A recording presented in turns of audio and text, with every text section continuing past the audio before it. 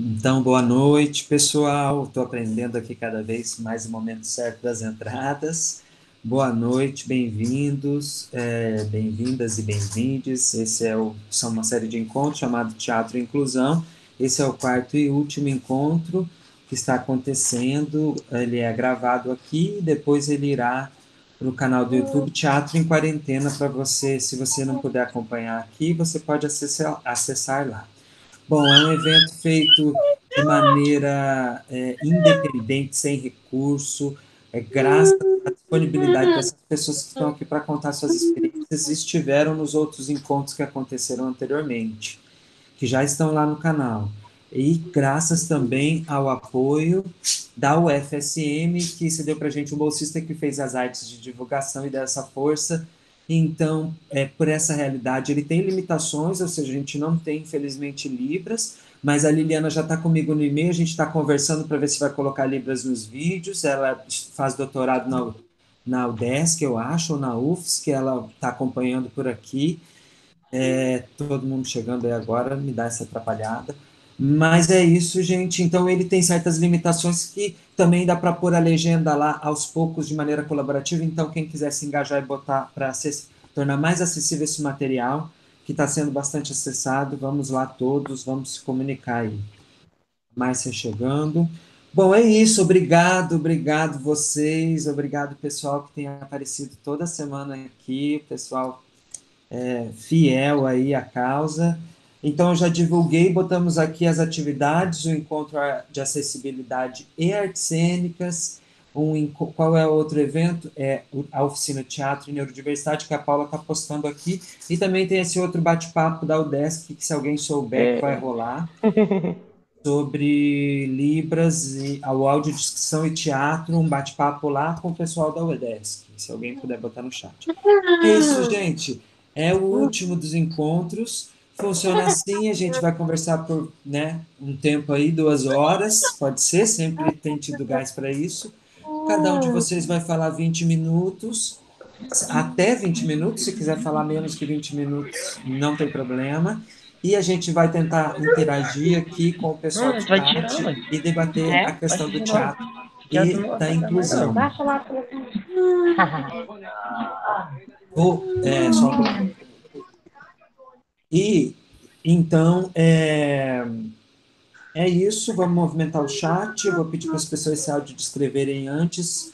E eu vou agora me audiodescrever, né? Antes de vocês. A gente vai começar hoje pelo Alan, tá bom? Tá bom, Alan? Bom, eu sou Fabrício Moser, Aqui, ó. eu sou um homem Eu tive ele. cis, eu tenho uma pele parda, eu tenho uma barba cheia, preta, escura, como o meu cabelo, tem um tamanho E maior do que aquele nunca pra teve, girar? mas não quer dizer que ele talvez seja grande, É, com os olhos aqui é. pequenos. Eu estou com uma camiseta branca escrita Só cultura expulsa as coisas ruins das pessoas. E eu estou no É, meu quarto, que tem virar. um fundo branco, com um quadro negro, alguns livros do meu lado. E, Ali e é não, isso. Eu vou pedir ali então para o não. Alan se autodescrever. Antes eu vou apresentar o Alan, é claro. Por Oi, que que Vanilde, tá? tudo bem? Onde? Aqui? Eu não estou conseguindo te escutar. Vocês Oi, estão. Ericiana, tudo bem? Boa Oi, noite. Boa noite, Estou vendo que eu acho Vanille. que oi. ela quer conversar um pouco, quer falar alguma Aham. coisa. Que é meu aluno de teatro lá da Secretaria da Pessoa com Deficiência. Eu pedi para eles assistirem se quiser. Oi, cara, É como é o seu Bruna. nome? Que é Bruna. Como é seu nome?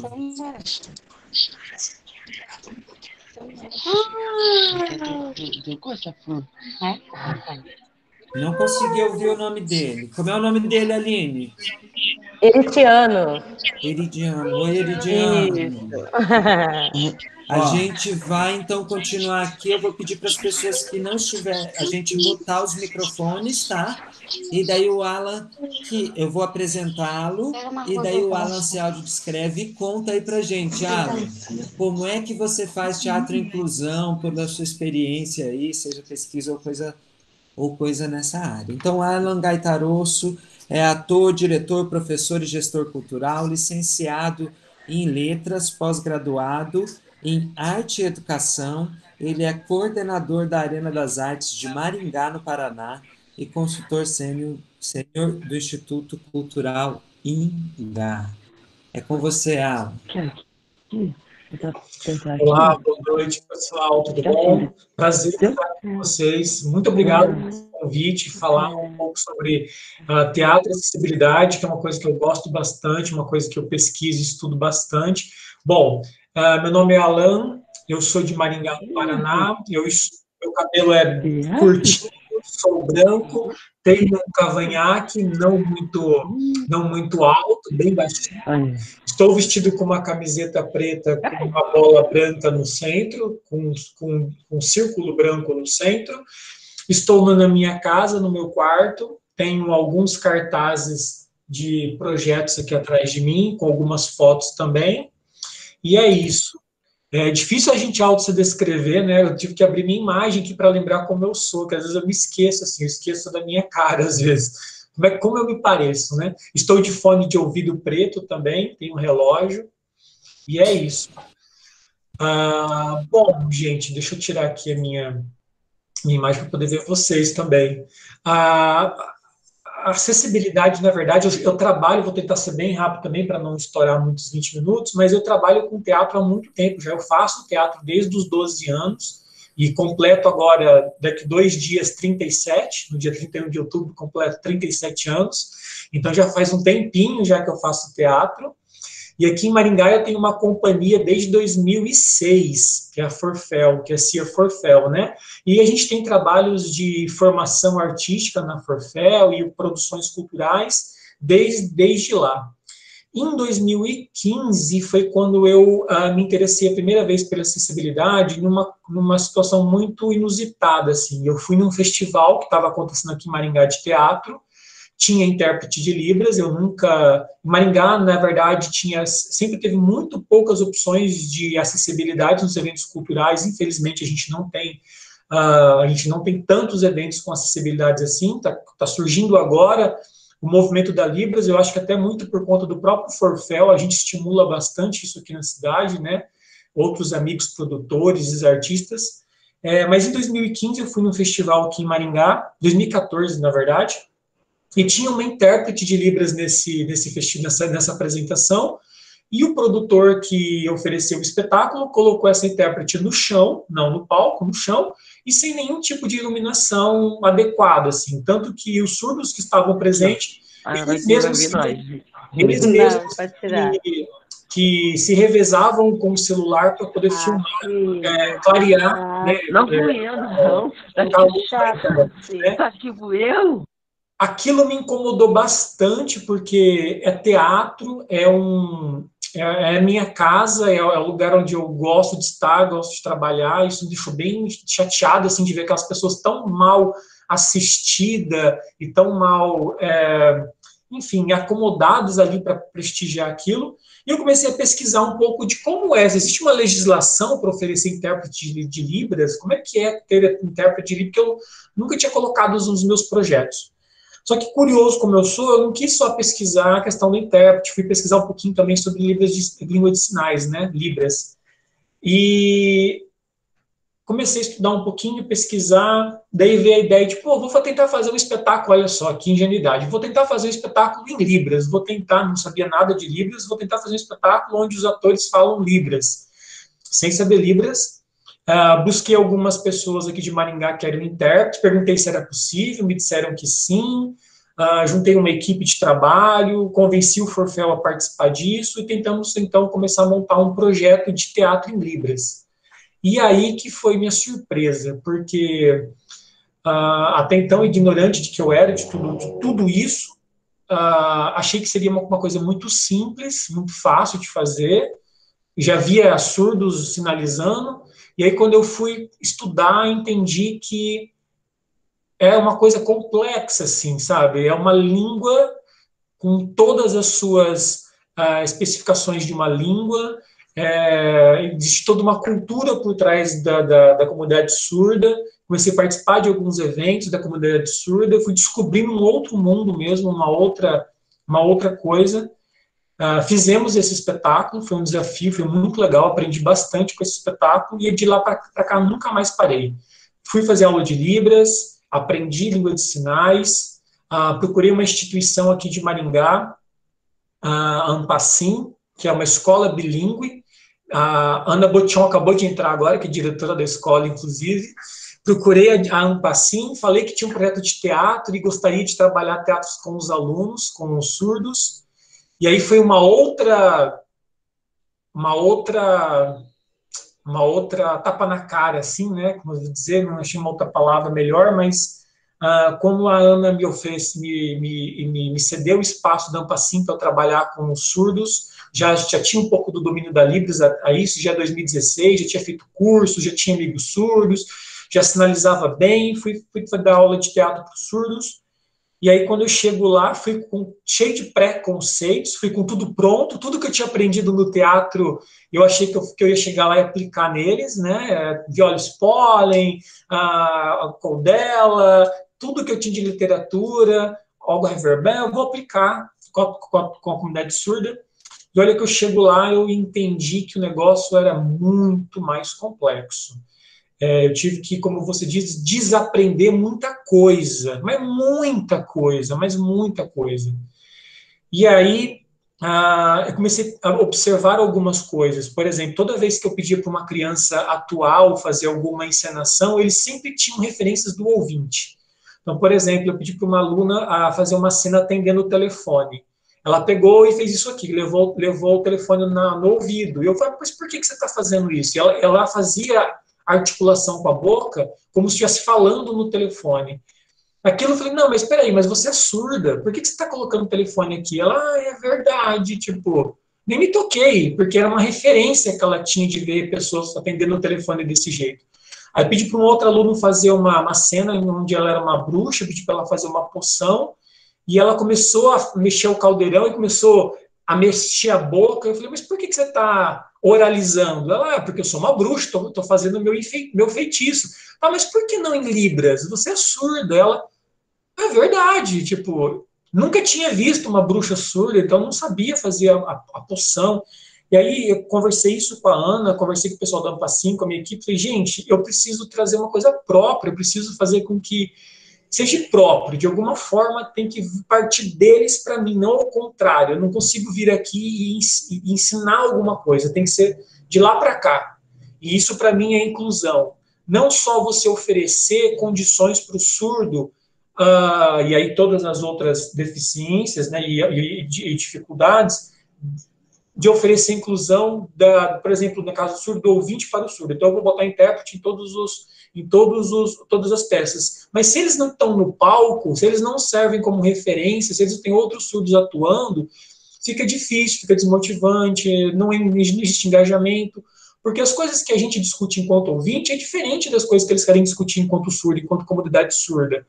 E eu falei, cara, é isso, assim, eu preciso levar eles para o palco. O que eu estou fazendo aqui? Eu não sou surdo, né? Tipo, e aí a gente começou, eu e a minha equipe de trabalho, Forfel, a gente começou a trabalhar o teatro desse jeito, a partir do ponto de vista deles. O que vocês querem falar, como vocês querem atuar, e a gente foi construindo uma metodologia de ensino de teatro junto com essa comunidade. E aí sempre instigando que eles fossem protagonistas das ações culturais. Então, nós fizemos espetáculos de Libras, em Libras, né, com essa turma de teatro, nós estamos já no nosso terceiro ano já na Ampacim, então todos os anos a gente tem uma produção de espetáculo, onde os alunos fazem o espetáculo 100% em Libras, daí é diferente, porque o ouvinte vai assistir, ele precisa do intérprete, ele precisa de alguém fazendo a voz ali, ele se coloca na condição de precisar do intérprete, isso é bem legal. Os alunos se veem no palco. Nós tivemos também em 2018, nós montamos uma turma de poesia aqui em Maringá e fizemos o primeiro DVD de poesia surda aqui de Maringá, porque não tinha aqui em Maringá isso é muito novo, a comunidade surda não conhecia isso, assim, a gente tem referências de São Paulo, Florianópolis, mas em Maringá não, né? Eu me lembro, já até falei isso para o pessoal da Ampacim, que um dia eu perguntei na sala de aula dos meus alunos da Ampacim, o que eles queriam ser quando crescessem, né? O que você vai ser? E, assim, metade da sala fez o sinal, assim, para mim, tipo, de supermercado, assim, tipo, fez o sinal, tipo, de mercado. Porque é o que eles conseguem de mercado de trabalho aqui, né? Não todos, alguns vão para o mercado tecnológico, mas a maior parte vai trabalhar no supermercado, enfim. E eu queria mudar isso, assim, eu queria que eles vissem a possibilidade deles serem qualquer coisa. Qualquer coisa. A mim não pode ser uma limitação em hipótese alguma, né? E a gente está tentando fazer isso, assim. Em 2018, nós fizemos um primeiro DVD de poesia surda aqui em Maringá. Foi muito difícil, porque não para fazer o DVD, mas é porque nós ganhamos um edital aqui na cidade, que é o Prêmio Aniceto Mate, para desenvolver esse DVD. Eu queria mostrar que eles podiam ir atrás de recursos, que eles podiam escrever projetos, que eles têm... esse recurso também é para eles, né? Eu queria engajar eles nisso, de instigar eles a ir atrás desses recursos, e a gente queria colocar esse DVD como literatura, e a gente não conseguiu, porque o edital entendia que literatura tinha que ser impresso. Para você participar do edital, você tinha que apresentar uma cópia impressa do livro, e a gente não ia imprimir nada, nosso DVD ia ser... A nossa literatura ia ser em vídeo, não ia ter matéria impresso. Depois de muitas brigas, nós conseguimos enquadrar o projeto como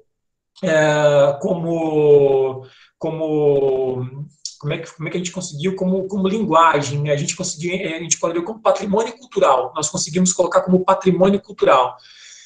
E foi uma frustração, assim, fiquei muito feliz de ter feito o DVD, mas eu queria que ele tivesse sido reconhecido como literatura. Isso aqui é uma obra de literatura, eu queria que tivesse a chancela de literatura, e não foi possível na época, e também não estava muito afim de brigar judicialmente para isso. Hoje, como eu sou do Conselho Municipal de Cultura, a primeira coisa que eu fiz quando eu assumi o conselho, quando a gente foi revisar o texto do Aniceto Mate, coloquem aí que literatura tem outras plataformas que não só a página impressa. Não é possível que vocês não entendam e não reconheçam outros tipos de literatura. Não é, nos dias de hoje, na tecnologia, a gente não reconhecer essas literaturas. O ano passado, nós também ganhamos um prêmio do Aniceto Mate para fazer o primeiro livro aqui de Maringá infantil de Sandwright, né, que é a escrita em língua de sinais, com uma professora aqui de Maringá, com uma surda aqui de Maringá.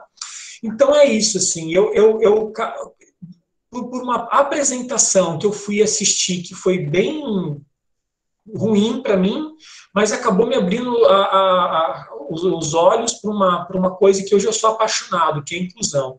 Esse espetáculo que a gente fez, Os Sentidos, foi o primeiro espetáculo 100% acessível aqui em Maringá. Nós tínhamos no único espetáculo todas as possibilidades de acessibilidade. Nós tínhamos Libras, os atores fazendo Libras, inclusive.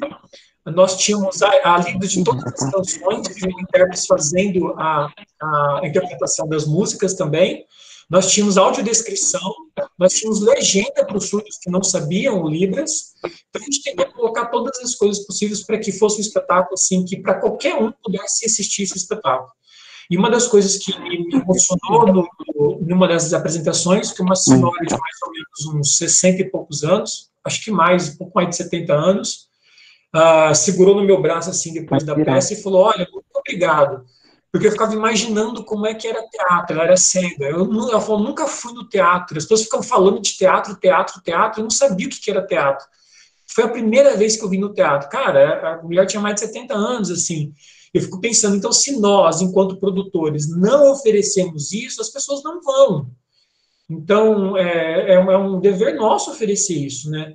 E uma coisa que eu brigo muito aqui em Maringá, que eu fico muito de olho em todos os produtores que oferecem acessibilidade, e eles sempre me convidam para adaptar, porque sabem que eu pesquiso e sou chato com isso, é de não fazer só para cumprir tabela, não fazer só porque o Ministério da Educação, da Cultura exigia, porque a lei Rouanet exige, não porque o edital municipal, não, faz de verdade, faz com um profissional qualificado, faz bonitinho, faz direito, deixa o intérprete ensaiar o espetáculo antes, deixa ele acompanhar ensaio, não coloca uma pessoa de qualquer jeito para fazer. Se vai fazer audiodescrição, faz com equipamento de qualidade, quer dizer, faz de uma maneira que seja eficiente. Nós tivemos também, o ano passado, a FLIM, aqui em Maringá, que é a festa literária aqui da cidade. No ano passado, nós tivemos pela primeira vez literatura surda. Fizemos um auê, trouxemos autores surdos de fora para poder participar. Nós tivemos uma batalha de poesia, né, um slam surdo-ouvinte, que misturava surdo e ouvinte, e a vencedora foi uma poeta surda. Foi maravilhoso, lotamos o espaço. Nós tínhamos mais público surdo do que ouvinte, inclusive. Para Maringá isso foi muito legal, porque as pessoas dizem que os surdos não participam das atividades culturais da cidade, que as pessoas oferecem intérpretes, mas os surdos não vão. E eu sempre insisto, claro que eles não vão, eles precisam se sentir incluídos, não é só botar o intérprete no palco. Se você não tem uma divulgação inclusiva, se você não tem uma comunicação inclusiva, se você não tem um espetáculo inclusivo, porque não é todo espetáculo que você bota o intérprete que o surdo vai entender, não adianta você colocar um intérprete num espetáculo que é 90% musical, não faz sentido nenhum para eles aquilo, ou se um texto que não tem nada a ver, entende? Então, tudo é um contexto, e a gente está tentando aqui em Maringá, pelo menos aqui no que eu posso, ajudar nisso, assim, levar o surdo para o protagonismo da produção artística e fazer com que as pessoas que oferecem isso ofereçam de uma maneira com excelência, sabe? Não é para ter para cumprir tabela, não. A gente tem que ter porque a gente entende a importância disso, a gente entende que essas pessoas precisam desse olhar atento, assim, sabe? É isso, eu tentei dar uma resumida um pouco aí com na minha história na inclusão. Não sei se foi muito resumido ou se tá bom. Muito rica a sua história dentro da inclusão, muito rica, muito bacana ouvir você falar de toda essa experiência. E realmente a gente tem sempre uma visão assim superficial do que é. Eu vou aprender a língua de sinais, ou eu vou botar a pessoa e já fiz não só a minha parte, mas eu já estou acreditando que aquilo vai resolver o problema. Quanto, na verdade, precisa ser uma coisa muito mais, né? Um envolvimento muito maior entre as partes. Sim. Obrigado, Alan. Depois vamos, então, continuar a conversa. Depois eu quero que você me conte sobre o que tratam essas peças em Libras. Eu quero saber muito sobre o que eles querem falar. Ok, né? Ótimo. Tá? Ali.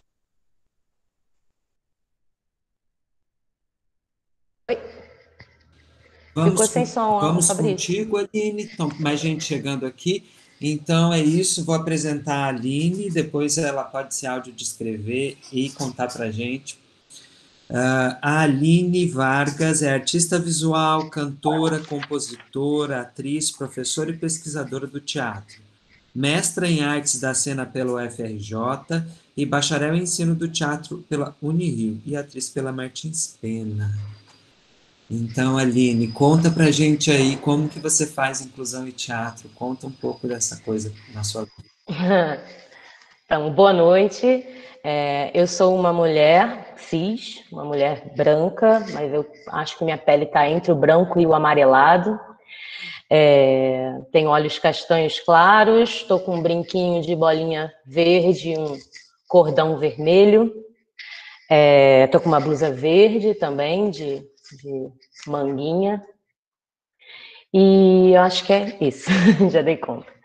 Eu sou atriz, né, cantora, isso tudo aí que o Fabrício falou, meio tudo misturado, minha vida realmente essa coisa misturada. Faço teatro desde os 13 anos de idade, sou de São Gonçalo, morei em São Gonçalo até os 19 anos, em conjunto habitacional até os 14 anos, no Vila Laje, em Neves, São Gonçalo. E quando eu vou falar de inclusão, eu sempre tenho duas vertentes, que eu tenho um trabalho que se desdobra, assim, que vai para um lado de inclusão social, onde eu trabalho na periferia mesmo, social e cultural, indo dar aula em comunidades, vários projetos, e na periferia da linguagem, quando eu vou trabalhar com pessoas com autismo, com pessoas com diferentes deficiências, onde eu vou ter que adaptar de alguma coisa, isso que o Fabrício falou no início, né? Como que a gente faz com que essa linguagem seja para todos, né? Eu não preciso modificar tudo, mas eu preciso sim de uma adaptação para que isso se torne acessível, né? Então, antes de qualquer coisa, eu acho que o meu trabalho é um trabalho de escuta, né? Mas eu vou deixar para falar um pouquinho dessa escuta um pouquinho mais tarde, só para tentar fazer aqui uma linha do tempo com vocês, para ver de onde que surgiu isso. Assim que eu entrei na Unirio, em 2008, eu comecei um projeto com uns amigos que já estavam lá, que era fazer alguns contos do Felicidade Clandestina, da Clarice Lispector, para o público lá do Benjamin Constant, que é do lado da Unirio, né? Aí foi um projeto que durou 6 meses e 2 pessoas do coletivo, que era o Flávio Osório, se eu não me engano, não sei quem foi outra pessoa, mas eu tenho certeza que o Flávio Osório foi uma das pessoas que gravou o livro lá para a biblioteca, para a audioteca, né, dele. E logo depois disso, em 2009, nas aulas de Expressão Corporal 4, da Denise Teles, lá na Unirio, eu era monitora dela, fiquei monitora durante um ano e meio, e aí ela chamou 2 pessoas que trabalhavam, que eram alunos de um saudoso amigo meu, que é o Matheus Long, que faleceu há alguns anos, eram alunos deles da APAI, e aí participavam das aulas de corpo com a gente, o Alan e o Alex, e também tínhamos uma aluna cadeirante, que era a Fernanda. Os 3 não participavam da universidade, mas eles iam para a instituição para fazer essa aula de corpo. Então, a partir daí, eu comecei a desenvolver um pensamento, nossa, que massa essas pessoas aqui no espaço da universidade, e entender o espaço da universidade como um espaço de todos, né? Porque, para mim, vindo desse contexto do conjunto habitacional, São Gonçalo, foi tão difícil eu me sentir pertencendo à universidade, me sentir pertencendo a uns lugares de conhecimento que, para mim, eram muito inacessíveis antes. Eu não sabia, demorei para saber o que era CCBB, que existiam centros culturais pagos pelo nosso dinheiro, né, o dinheiro de todos, públicos. Então, enquanto professora, essa é uma das primeiras coisas que eu sempre falo para os meus grupos. Quais são os lugares que você pode acessar, né? Que a gente paga por eles. Então, se a gente paga por eles, a gente tem que sempre divulgar esses lugares. E aí, depois dessa aula com a Denise Teres, que virou uma grande amiga minha, em 2010, eu comecei a dar aula em 2 projetos de extensão da Unirio. Um ainda não era de extensão da Unirio, mas um era o projeto Teatro Comunidades, com a Marina Henriques, que começou em 2010. E aí eu entrei com ela logo, assim que ela chegou na Unirio, ela falou, poxa, o meu mestrado foi Teatro Comunidade, doutorado também, estou pensando em fazer um projeto assim. E eu e uma amiga, Carol Caju, vamos nessa!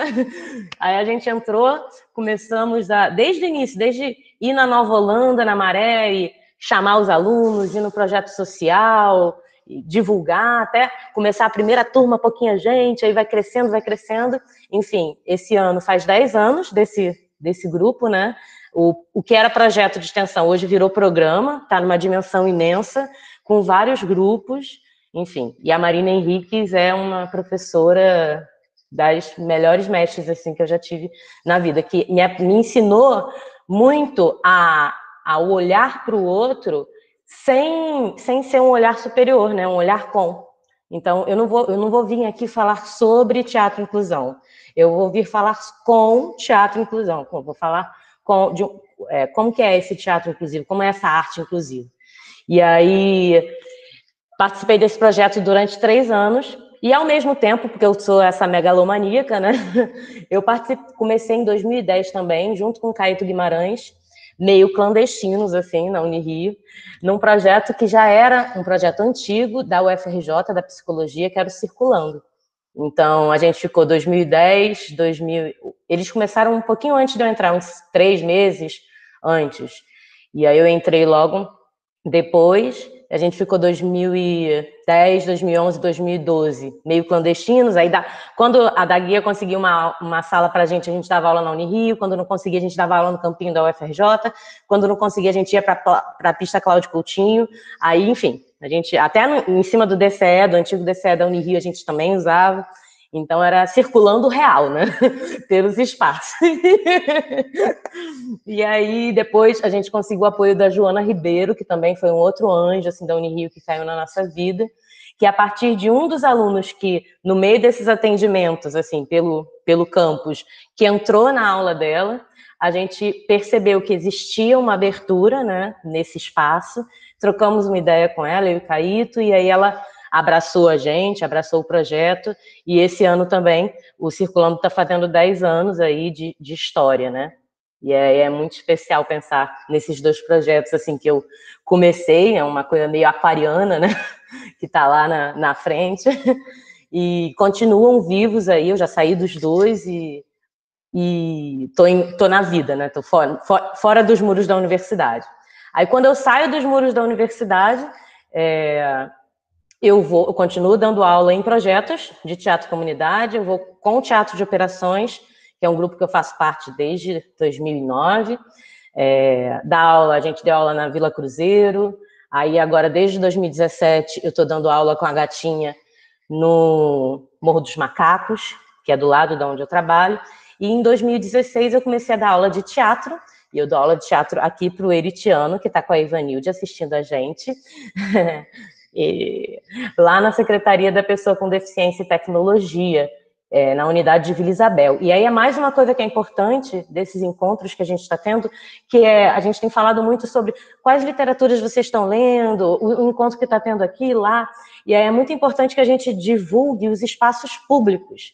E aí eu estou aqui falando da Secretaria Municipal da Pessoa com Deficiência e Tecnologia, no Rio de Janeiro, dentre todos os problemas que a gente sabe que se encontra, né, um órgão público, a gente está vendo aí sucateamento cada vez maior do SUS, mas sabemos a importância desses espaços, então nós temos que lutar por esses espaços, porque eles que fazem realmente chegar em diversas pessoas, sabe? Então, dar aula na Secretaria da Pessoa com Deficiência hoje, além de corroborar toda uma trajetória minha com o teatro e inclusão, nesses dois setores, né, porque eu trabalho com pessoas com deficiência e também com pessoas com deficiência que têm baixa renda, né, de uma certa maneira, então também estou ali na periferia social, muito importante. E aí eu consegui, junto nesse mesmo território, como a gente cria fissuras, né, nesse lugar do tempo, nesse lugar que a gente falou um pouquinho no antes, né, que é tudo acontecendo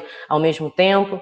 Então, dentro desse espaço, desse novo território que eu comecei a dar aula desde 2016, a gente conseguiu uma parceria com uma ex-colega de trabalho lá, que é professora de capoeira e também é moradora do Morro dos Macacos.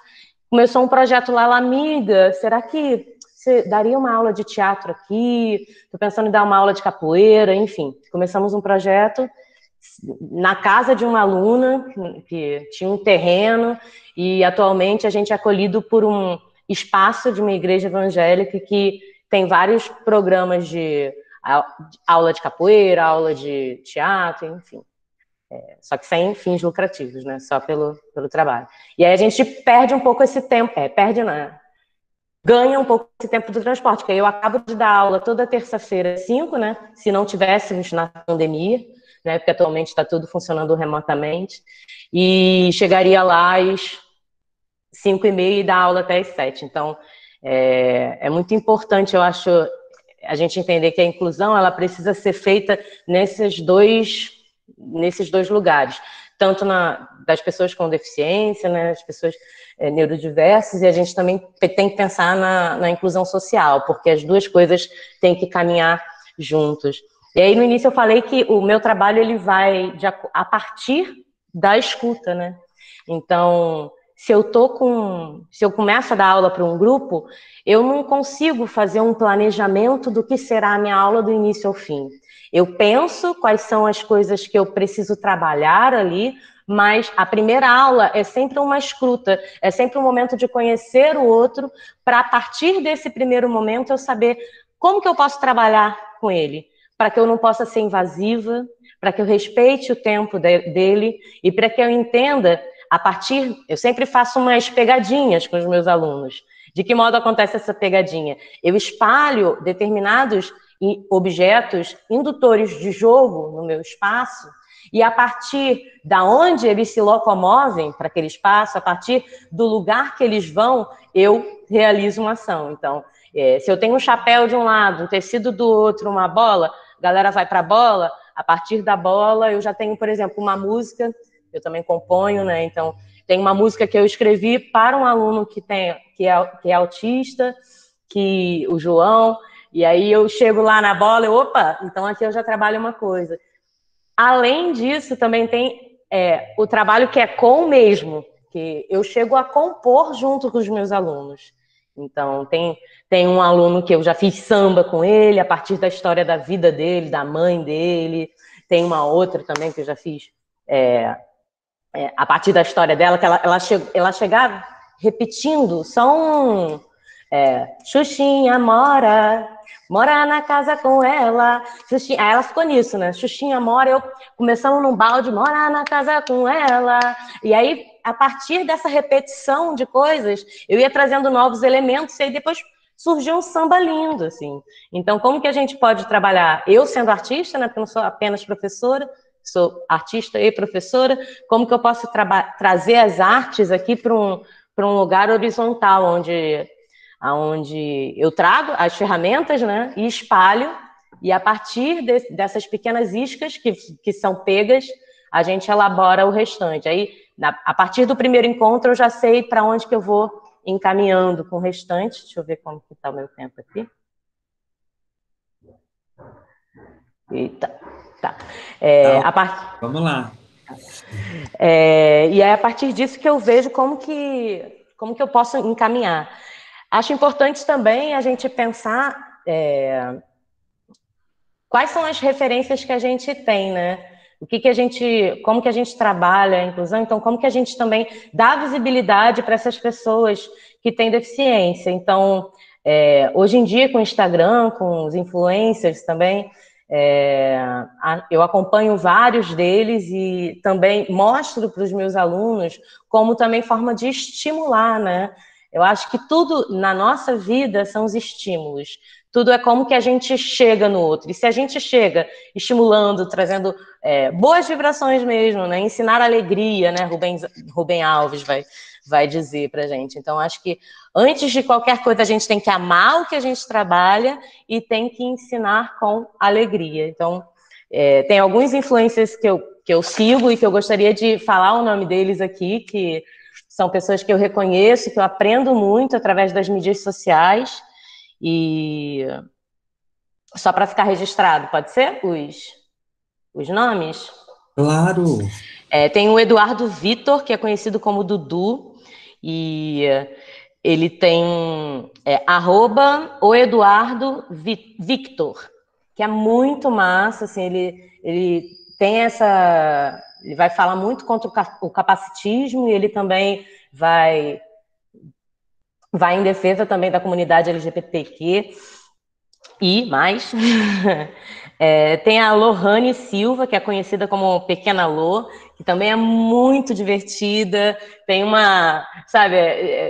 tem uma linguagem muito maravilhosa, sabe? Ela traz enfim, eu sou fã dela e é muito bom trazer essa referência, né? Como que é o desconstruir, que a gente estava falando, deseducar, né? Como que a gente traz Eu gosto muito. E tem a Mariana Torquato também, que é a criadora do maior canal também sobre deficiência, que é o Vai Uma Mãozinha Aí, que ela tem também... Ela nasceu, eu acho, com uma deficiência num dos braços, e também trabalha com a questão do riso, né, do cômico, para chegar num assunto que é muito caro para a gente nessa sociedade, né? Então, como que a gente cria essas fissuras nesse capitalismo, nessa globalização, nesse mundo que a gente vive?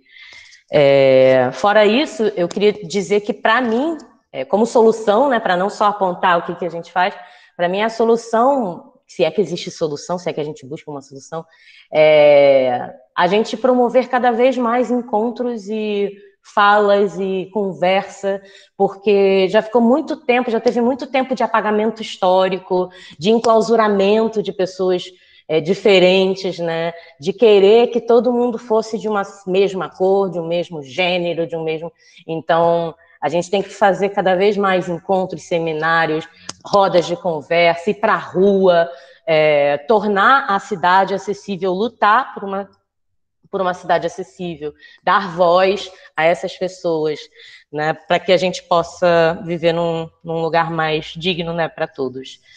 E aí é isso que a gente faz um pouco também com pontos diversos, encontros de arte acessível, que mistura tudo. A gente fez vários encontros aqui nessa sala, eu moro na Casa Sapucaia, em Santa Teresa, e aí trazer as pessoas para casa, olha como é bonito, né? A gente fazia os encontros aqui, onde a gente abria a porta da nossa casa para falar sobre diversidade, onde vem qualquer pessoa, com deficiência, sem deficiência, junto, misturado, na roda. Tem uma piscina aqui que é vazia, sem água, a gente joga a bola dentro, enfim.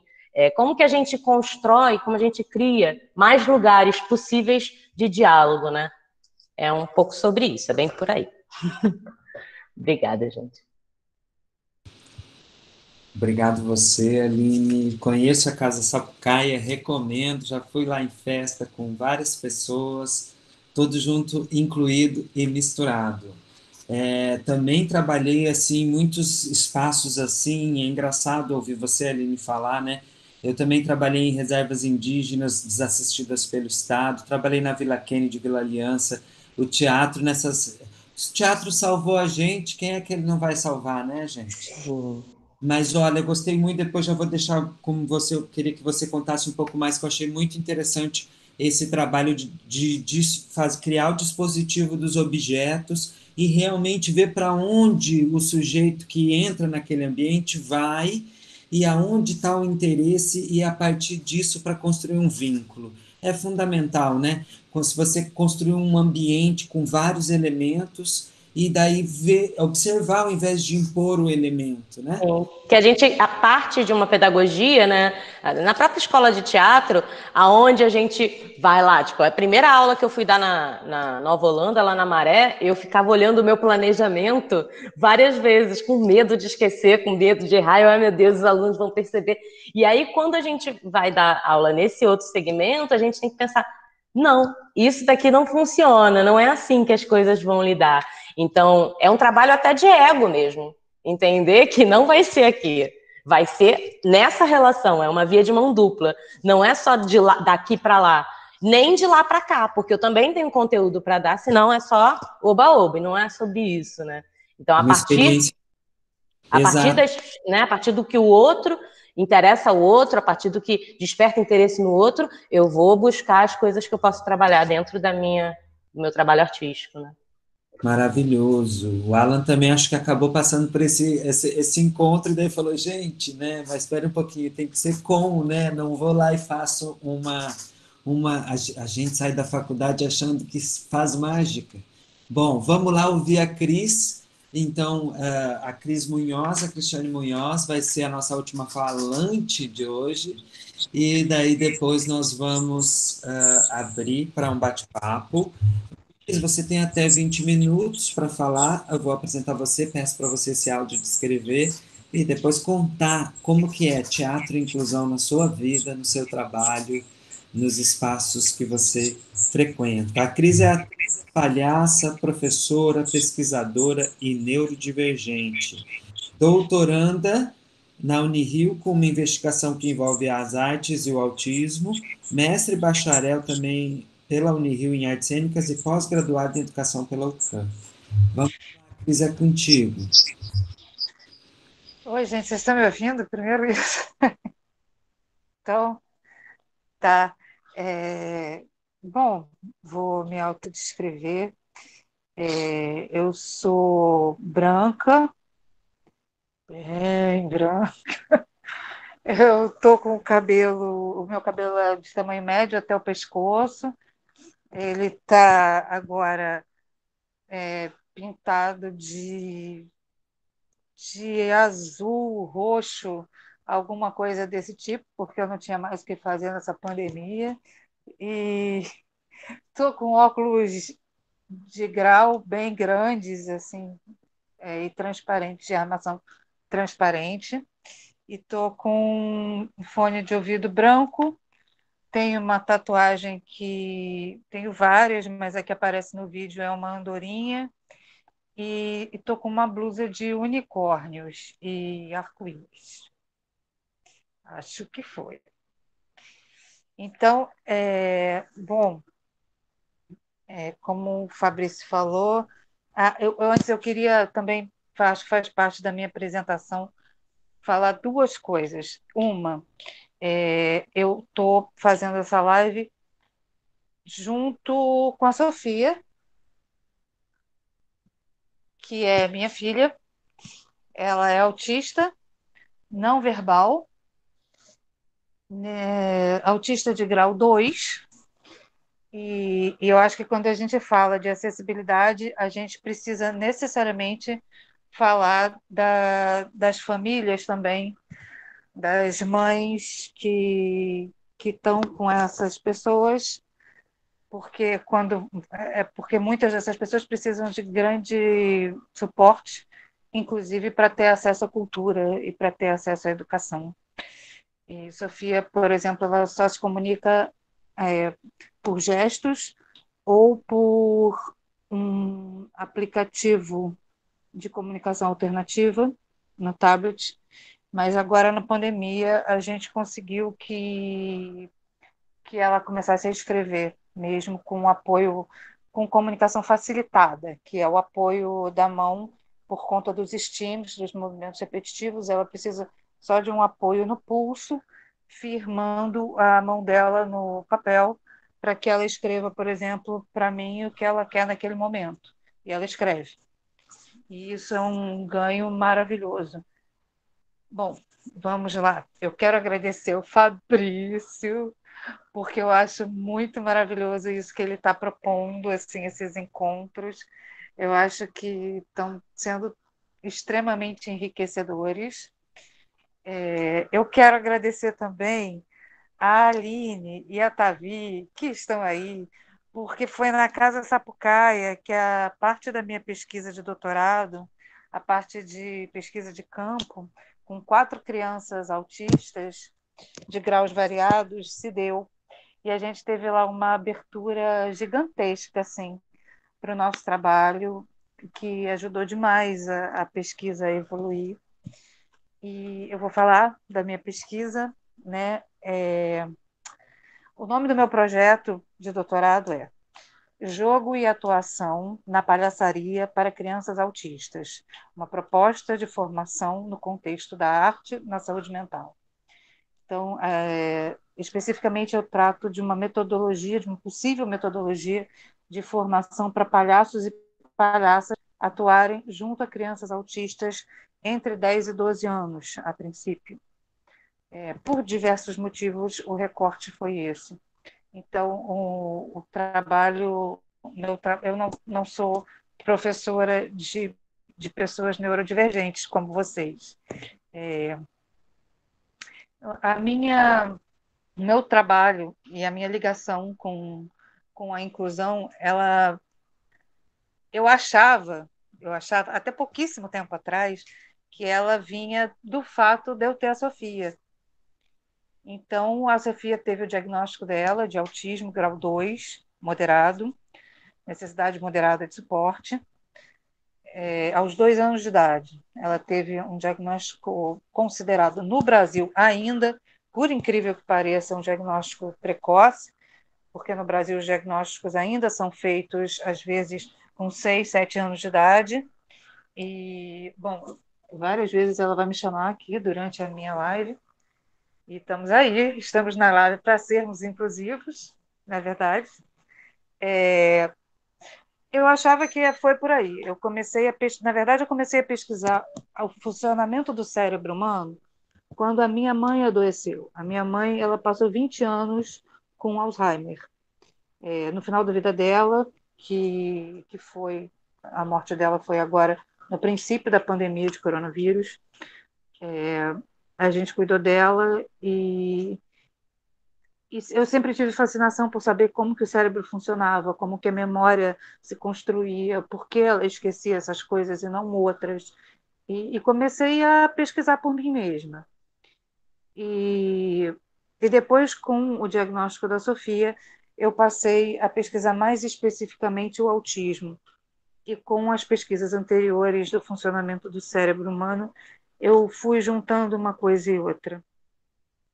E juntei com a palhaçaria para o meu projeto de doutorado, porque exatamente a figura do palhaço, quando é o palhaço profissional, não a pessoa que coloca o nariz, e nada contra, tá, gente? Nada contra, mas assim, no caso dessa interação palhaços autistas, é necessário que sejam palhaços profissionais, porque, primeiro, o palhaço profissional, ele está exposto, ele se coloca numa posição de vulnerabilidade que a própria linguagem da máscara do palhaço exige dele.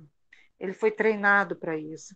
Ele está expondo tudo que a vida toda dele pareceu, pela vista do que é o padrão, o ridículo, o que a sociedade não aceita, o que ele próprio não aceita. É um trabalho muito grande e é um trabalho que, assim, ele não acaba. Por que ele não acaba? Porque a gente muda, o nosso corpo muda. O meu corpo, de quando eu comecei a ser palhaça, não é o corpo da Cristiane de hoje, depois de ser mãe, com 48 anos. Eu tenho outros ridículos, tanto físicos quanto emocionais, que eu não tinha. Ou que foram amadurecendo comigo. Porque os ridículos também amadurecem, né? E, então, é necessário que sejam palhaços profissionais e é necessário também por outro motivo, pelo fato de que o autista perceba nele, primeiro, a exposição de tudo aquilo que não é um padrão, assim como ele é autista. Ele é ela autista. Ele reconhece no palhaço, essa é a minha hipótese que tem sido investigada, ele reconhece no palhaço uma real exposição. E é disso que é isso que ele quer falar. É com essa pessoa que ele quer falar, com essa pessoa que se veste de uma maneira aparentemente estranha, que caminha de uma maneira muito própria, e o palhaço é uma investigação pessoal, porque assim, diferente do ator, da atriz, porque às vezes a gente acha que qualquer ator, atriz é palhaço, ou pode ser palhaço. Poder até pode, mas assim, não é necessário que você seja ator ou atriz. Às vezes é uma dificuldade a mais, porque você está acostumado a camuflar em você diversas coisas. O palhaço, a máscara, a linguagem da máscara, ela desmascara, né? Ela expõe, ela te deixa na linha do vulnerável.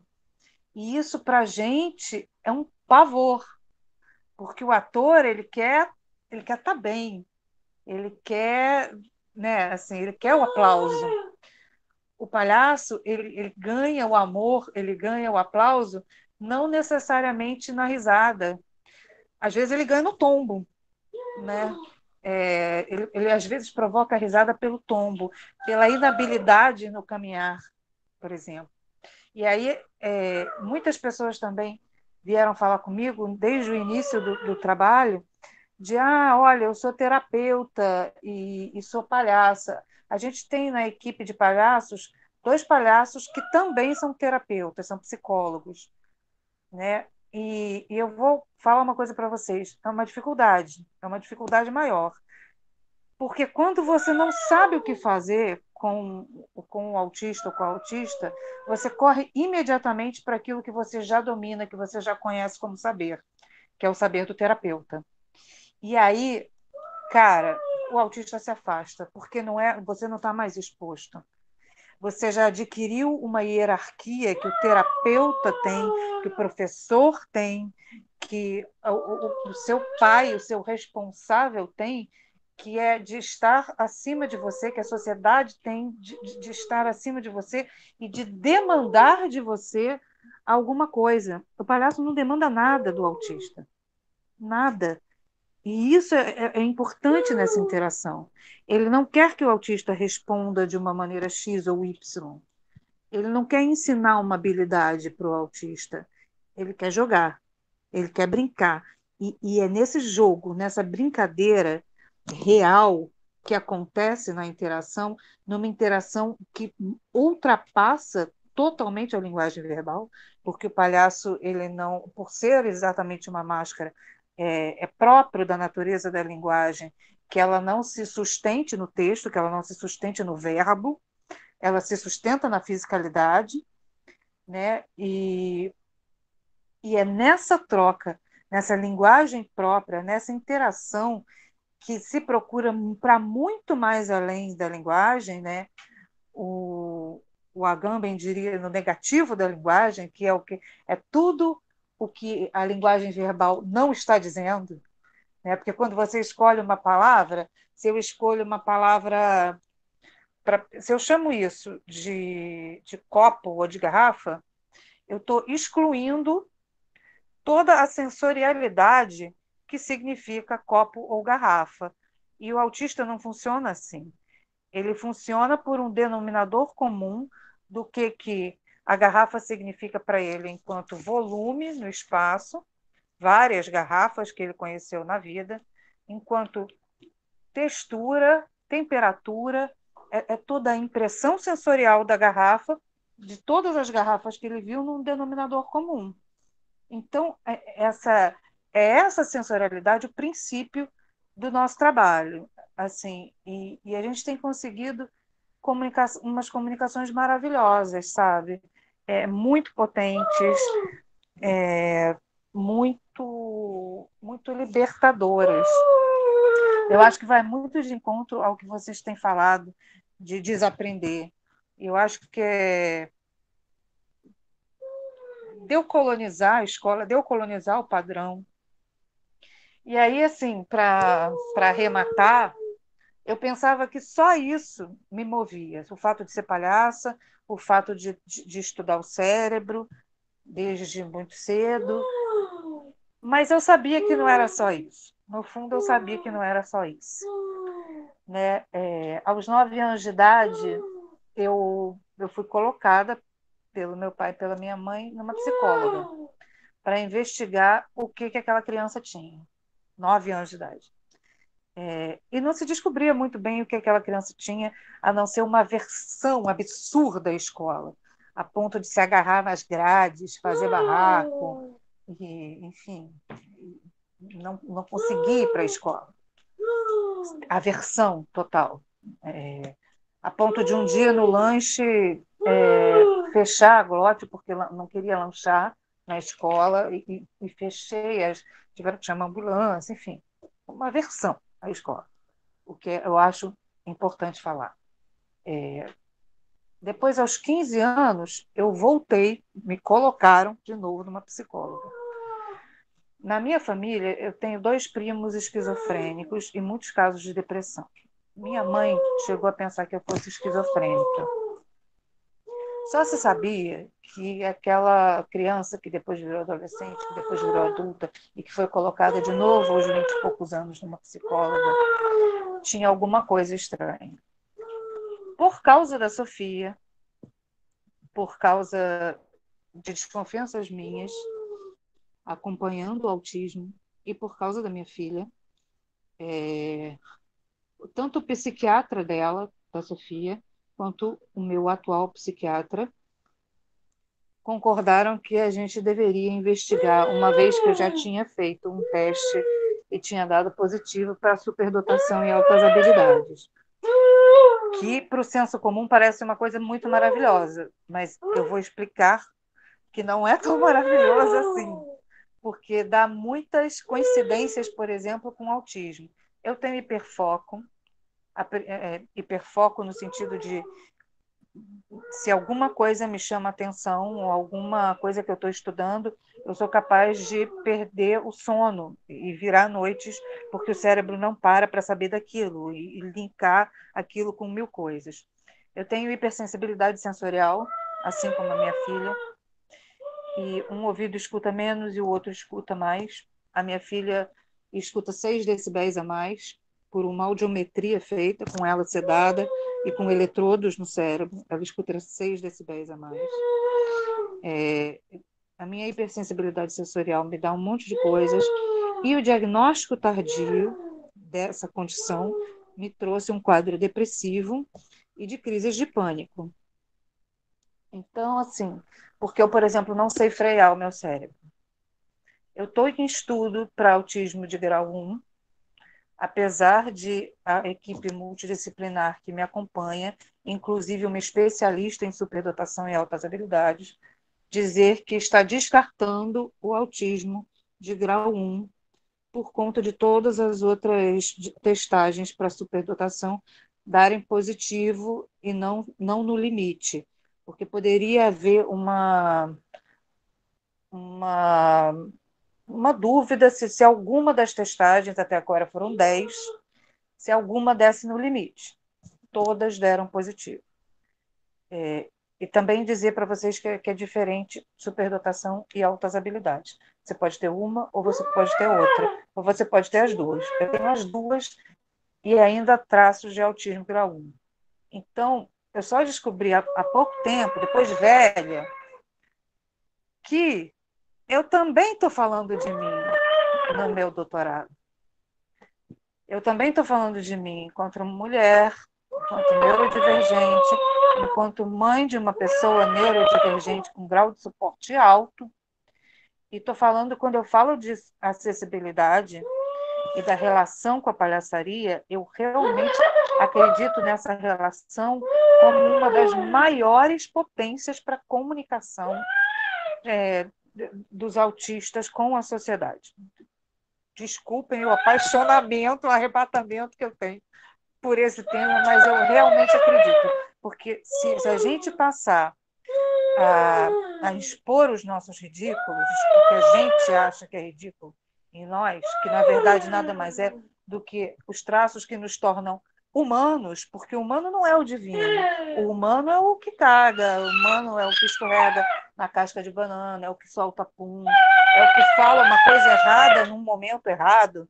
Isso é o humano, né? É o que pertence à Terra, não é o divino, não é a divindade.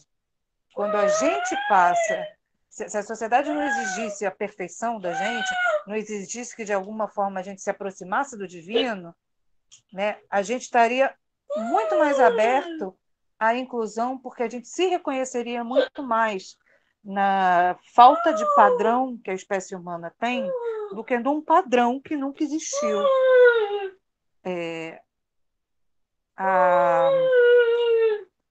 O funcionamento cerebral distinto, para mim, que acredito na neurodiversidade, é apenas uma diferenciação do potencial cerebral da espécie humana.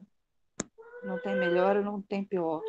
É uma diferenciação que se faz necessária, porque ela implode o sistema escolar, por exemplo, quando ela mostra que não existe uma inclusão real. Ela implode as estruturas dos centros culturais, quando ela aponta que você, por exemplo, num cinema é mal visto quando você solta sons, ou quando você tem movimentos repetitivos, ou quando você levanta. Ela implode todas as possibilidades, todos os locais onde a sociedade se tornou uma prisão disciplinante, sabe, domesticadora do que é o ser humano. E é por isso que a diversidade humana ela faz a gente avançar. A diversidade humana, a diversidade de cérebros, a diversidade de gêneros, a diversidade de raças. Vamos parar de querer que o preto seja branco, parar de querer que LGBTQ tenha um gênero só, parar de querer que o cérebro funcione sempre da mesma forma. Não tem. Aceita que dói menos. É isso.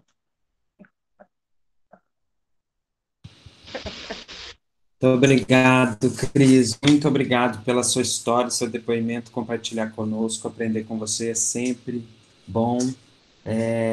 O único padrão humano é a diferença, né? O único padrão que a gente tem em comum é a diferença, sem dúvida. E com certeza vários colegas que tive ao longo da vida que reprovaram infinitas vezes na escola eram neurodiversos, mas a escola não conseguiam passar, eram agitados, tinham dificuldades e a gente não tinha o conhecimento que tem hoje, né? Então é sempre a única coisa que a gente tem em comum é a diferença, isso aí. Mas eu acho que, ouvindo você falar mais uma vez, eu penso assim, como a gente precisa colar junto com as terapeutas ocupacionais, porque elas têm ideias sobre integração sensorial muito interessantes. A gente vai vir de Inês da Silveira, que se envolvia com que eu acho que está na base da terapia ocupacional. Eu vejo elas falando, elas ensaiam teatro, e elas colocam o sujeito em contato com texturas antes dele entrar numa relação com o ambiente. Então, olha, eu sempre tive diálogo com as terapeutas ocupacionais e sempre acrescentaram muito à minha prática. Bom, gente, então, agora eu vou tentar aqui, o pessoal está fazendo comentários, o pessoal adorando as falas, a questão mesmo das construções sociais. Eu também achava que tinha que tirar. A gente acha que fica tem querendo ser perfeito, né, para se encaixar no padrão, né? E a gente fala, gente, mas está muito difícil porque nunca acaba o lugar que tem que chegar, né? Nunca, sempre. Amanhã eu tenho que conseguir alguma coisa nova. O que que é isso? Mas já vou pedir para você falar mais sobre a palhaçaria aí, que eu também fui pesquisador de palhaçaria lá em Santa Maria, no Rio Grande do Sul, e eu pesquisava com a professora Rosane Cardoso, e eu fico pensando muito na triangulação do palhaço. Como ela pode ajudar a pessoa com autismo, né, o jogo comunicativo da triangulação. Mas vamos lá. Bom, pessoal, se vocês tiverem interesse de fazer algumas provocações aqui no chat.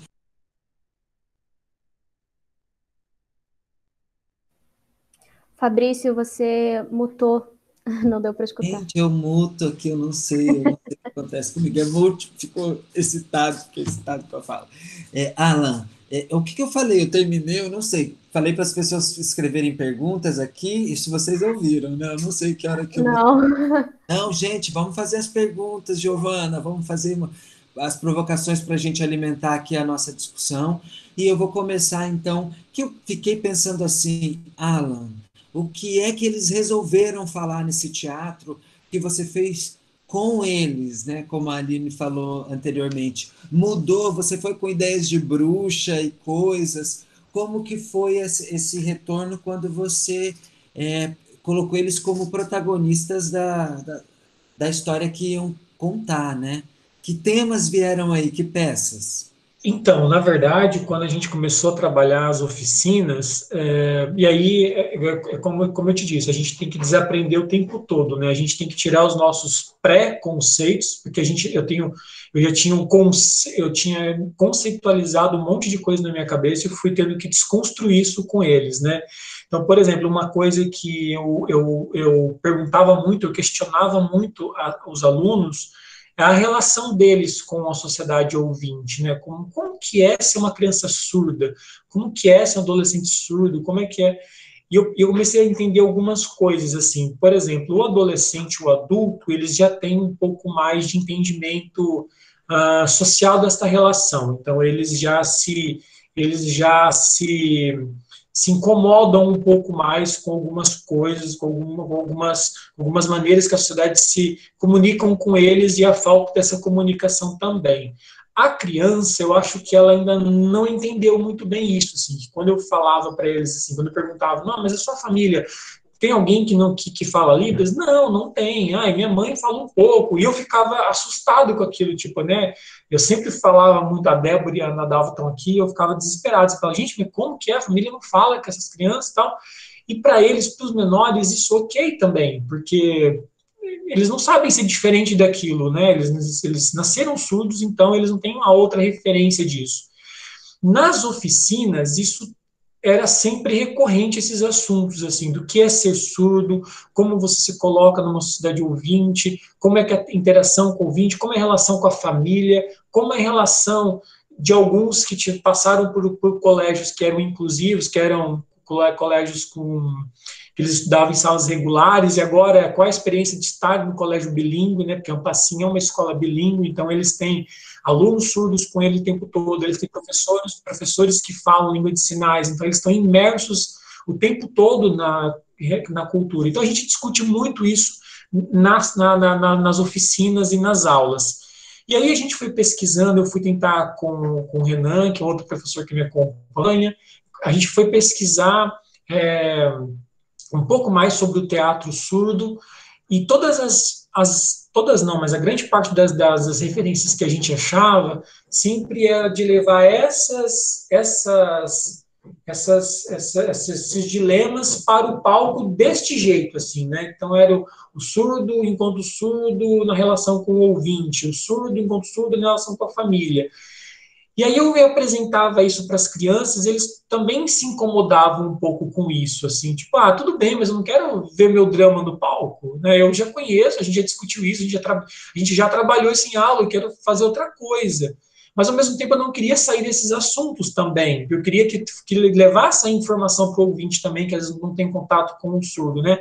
Então, a gente foi atrás da literatura, A primeira peça que nós trabalhamos com ele foi uma peça do Hélio Krug, que a gente adaptou para a linguagem de sinal, e a gente aproveitou o contexto, o enredo da peça, para trabalhar assuntos ligados à comunidade surda. Foi muito legal, porque a ideia, a proposta era ser um teatro participativo, né, um teatro participativo, não um palco italiano, que os alunos ficariam no palco, o público só assistindo. Então a gente fez uma festa, literalmente, no espaço onde eles estavam apresentando.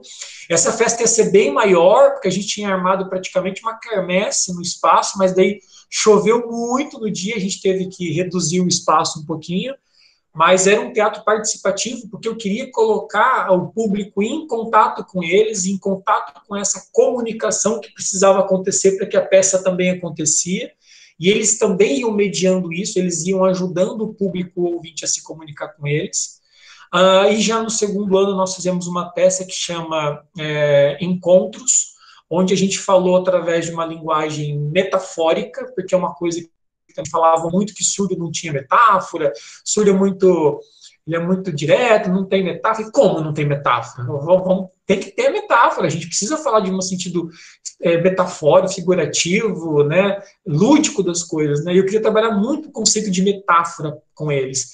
E realmente eu entendi que era bem difícil para eles abstraírem um pouco do conceito prático das coisas. A gente tem um certo trabalho para conceitualizar também algumas metáforas, né, com eles, e a gente trabalhou um texto que chamava Encontros, onde o personagem ele ia em busca da identidade surda dele, mas no sentido completamente metafórico da coisa, assim, no sentido completamente, né, lúdico disso, do que é uma identidade surda, do que é o ser surdo. E é isso, assim, acho que eles querem falar de tudo isso, eles queriam falar disso, mas ao mesmo tempo a gente não queria levar dessa maneira tão realista também para o palco, assim, levar esse discurso tão formatadinho. A gente não queria fazer uma peça instrutiva, instrucional, não era para ser um texto instrucional, era para ser uma dramaturgia, era para ser uma coisa diferente também, e de alguma forma poética também, por que não, né? Então a gente foi construindo junto com eles isso.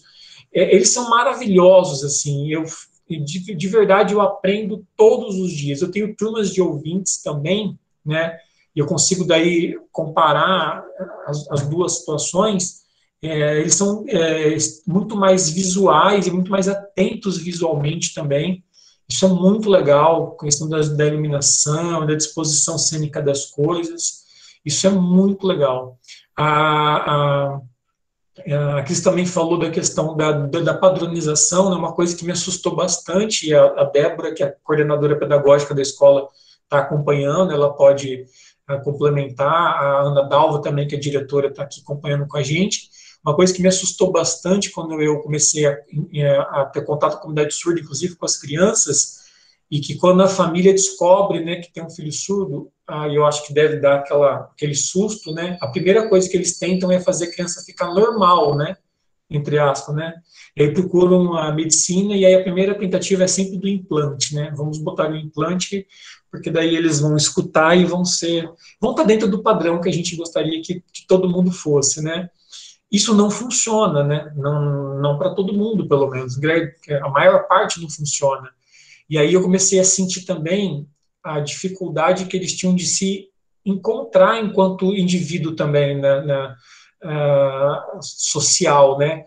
Porque se você tem um implante e você escuta moderadamente, você já não é mais um surdo, mas também não é ouvinte, porque você não consegue falar fluentemente, você não escuta tudo. Algumas pessoas da comunidade surda também têm um certo preconceito de quem coloca implante, porque dá a impressão que você está negando a questão da cultura surda, né? E aí, a partir do momento que eles entendem que aquilo não funciona deles, não querem mais aquilo, e aí eles vão emergir na língua de sinais, aí eles vão se dedicar à língua de sinais, eles vão se descobrir enquanto indivíduos surdos, com uma língua própria, com uma cultura própria, com capacidade de produção literária e artística própria, né? E aí isso me despertou muitas coisas legais também, assim, sabe? Eles se descobriram.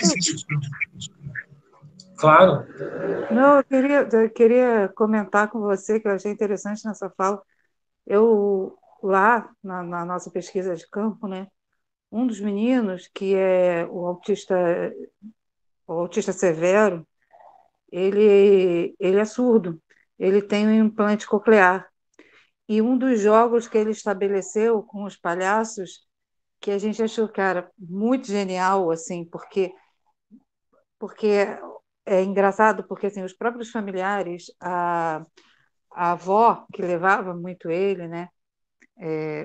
Ela chegou a perguntar para mim, ele interage porque ele é autista, ele tem muito estímulo, ele tem muito movimento repetitivo, ele não conseguiu aprender Libras, e eles tinham essa dúvida, se ele interagia. E foi tão engraçado quando ela perguntou isso, porque eu estava do lado de duas palhaças, e a gente se olhou assim, a gente falou assim, como assim? Ele é o que mais interage. Como que ela não tem essa ideia dele? Porque ele estabeleceu um jogo com os palhaços que era o seguinte. Aí, me desculpa aí, é só porque me interessou pra caramba o que você está falando. Aí depois, quando a gente acabar, eu vou perguntar. É, que ele, quando pediam para ele fazer alguma coisa, ele não estava afim, ou naquele dia ele não estava afim, e ele tem muitas questões sensoriais e motoras, ele conseguia se concentrar, ele conseguia ter um eixo corporal, olhar para o palhaço fixamente e fazer assim, desconectar o implante coclear e olhar Sim, para ele e tipo assim, não estou te ouvindo. Era muito genial, era só isso. legal. Eu passo muito por isso também. Quando eles não querem falar com a gente, geralmente eles fecham os olhos, mas me dá muita raiva, assim. Ah, não quero te escutar. Eles fecham os olhos, aí você não consegue falar, dá vontade de chacoalhar, assim, abre o olho, deixa eu te falar. Eles fecham os olhos, não quero falar, não quero participar da conversa. Um universo muito complexo, né, que a gente conhece muito pouco. E Acho que aí, sabe uma coisa que eu descobri? Igual você falou que a gente sai da faculdade achando que é maravilhoso, que é sair pronto, né? Eu descobri que todas as minhas ações do teatro, que tudo que eu sabia de ensinar e de fazer teatro era ligado com a música. Porque eu gosto muito da música, toco, e todas as minhas interações, meus estímulos eram sonoros. E como é que você vai dar uma aula para uma turma que não escuta?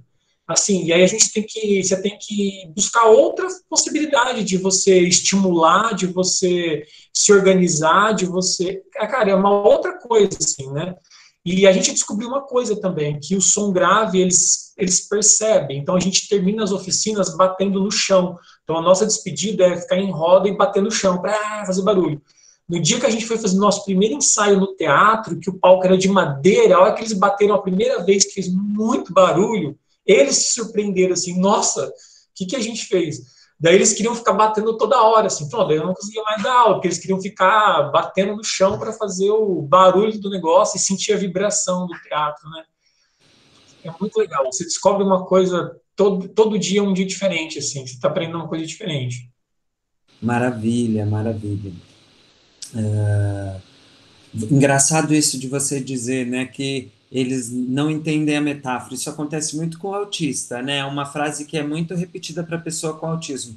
A pessoa... É porque eu acho que, na verdade, né, tem a ver com a linguagem, né, talvez escrita, né? E daí, tipo assim, como a metáfora muitas vezes ela está presa aos códigos das letras, né? Então, daí sempre se faz essa leitura de que a pessoa não compreende uma metáfora de algo, mas sempre vem do padrão, linguagem escrita, linguagem escrita, linguagem escrita. Ou seja, você tem que dominar essa linguagem para você conseguir viver no mundo. A gente estava debatendo isso também na pós-graduação, como que a gente vai falar de teatro, quando que vai acontecer em que as teses e as coisas vão ser peças, vão ser coisas de teatro, e a gente não vai mais ter que tentar traduzir para as letras o que é impossível de traduzir, né? Que bacana. Aline, conta mais um pouco aí, então, desse processo. Eu queria que você falasse um pouco para a gente desse trabalho na Secretaria da Pessoa com Deficiência. Você também teve muitas experiências diferentes com muitos públicos Sim, diferentes. sim. A Você, Cris, só Pode falar. Você tinha um entendimento, vocês chegaram a apresentar peças? Porque eu, quando fazia muitas interações, eu ficava mais assim naquela ideia do, gente, a gente está fazendo teatro não para fazer peça, mas estamos fazendo teatro que é um teatro para gente, né? Para gente que está aqui. Como que era lá? Conta um pouco mais. Bem, na Secretaria da Pessoa com Deficiência vai depender do grupo, né, que eu vou atender. Eu trabalho lá 3 dias da semana e eu atendo de 8 da manhã até as 5 da tarde.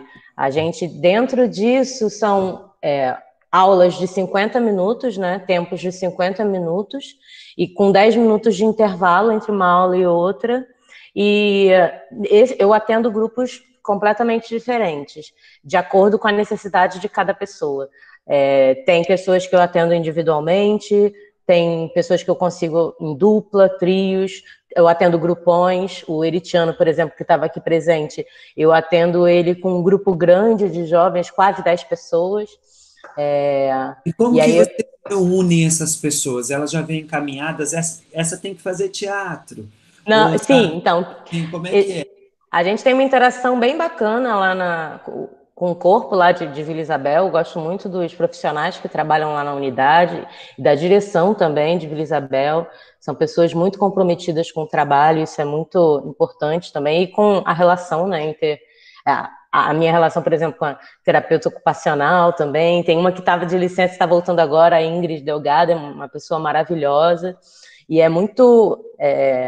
forte quando a gente consegue juntar o trabalho artístico com a terapeuta ocupacional, por exemplo, que ela vai desenvolver objetos, ela vai desenvolver coisas que vão facilitar no dia a dia aquilo. Então, por exemplo, eu tenho uma aluna que ela teve meningite e ela teve amputação dos membros. Então, essa terapeuta, ela desenvolveu um suporte para a aluna conseguir se maquiar sozinha, ter autonomia, onde bota o batom, aí tem um espelho, enfim.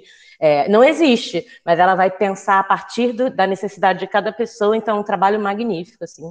E é uma pessoa que eu admiro muito e apresento para outras pessoas, aí fiz essa parceria, apresentei ela para uma amiga que é designer de produtos, que eu falei, nossa, isso daqui vai dar um casamento bom, né?